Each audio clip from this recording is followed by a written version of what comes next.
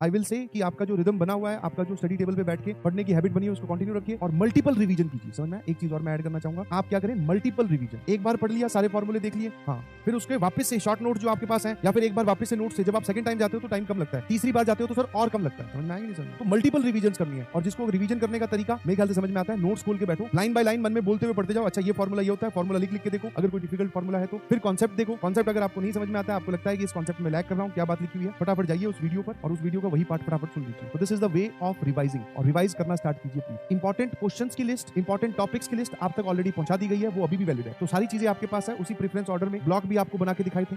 Revision करना आप start कीजिए। जो चैप्टर्स आते हैं उनके लेक्चर्स नहीं देखने बेटा, जो आता है वो नहीं देखना है, वो नोट से ही सीखना है आपको। जो नहीं आता है, एकदम वीक है, जो आपको आइडिया नहीं लगेगी ये बात क्या लिखी हुई है, सर ने क्या बोला था, वो जाके आप देखिए। समझ में? सारा नहीं देखना है। लेक्चर्स के थ्रू, वीडियो लेक्चर्स के थ्रू रिवीजन नहीं होती है। खुद सोच, 10 दिन बचे हैं, तू एक चैप्टर को रिवाइज करने बैठेगा वीडियोस के थ्रू। एक चैप्टर में मान लो मैंने 5 क्लासेस ली हैं, तो 5 इंटू 2 10 घंटे का कंटेंट हो गया। एक दिन में तू एक चैप्टर रिवाइज कर पाएगा? और अभी सर एक दिन में एक चैप्टर नहीं, हमें 2-2 3-3 चैप्टर रिवाइज करने पड़ेंगे। क्या मेरी बात समझ में? हाँ बेटा, अपने अपने दर्द यहाँ लिखने की जरूरत नहीं है कि मुझे कोनिक सेक्शन नहीं आता, मुझे कॉम्प्लेक्स नहीं आता, तो उस पर आपको टाइम रहते हुए जागना चाहिए था। बट फिर भी मैंने आपको बताया कि जो आपका डार्क एरिया है उसमें आप मिनिमम प्रिपरेशन करके जाओ। टेंजेंट का इक्वेशन, वो जो इंपॉर्टेंट टॉपिक्स की लिस्ट दी है उसमें बताया है, टेंजेंट की इक्वेशन देख लो कैसे लिखते हैं, स्टैंडर्ड पैराबोला, स्टैंडर्ड एलिप्स में एसेंट्रिसिटी कैसे निकालते हैं। तो ये सब बातें आपको बताई गई है आप ही के लेक्चर की वीडियोस में, तो वो आप कीजिए, तब जाके आपके नंबर है। ठीक है? जिनको लग रहा है कि सब भूल गए, तो एक बार जैसे ही आप अपने नोट्स के दर्शन करोगे, अपने आप सब याद आ जाएगा। ठीक है? और इसके अलावा फिर भी लगता है कि आपको टाइम बचेगा, तो जो पीवाईक्यूज मैं थोड़े बहुत छोड़ दूं, इसके अलावा भी आप 10-15 पीवाईक्यू पर चैप्टर आप और कर लीजिएगा। ठीक है? ताकि ये कॉन्फिडेंस आए।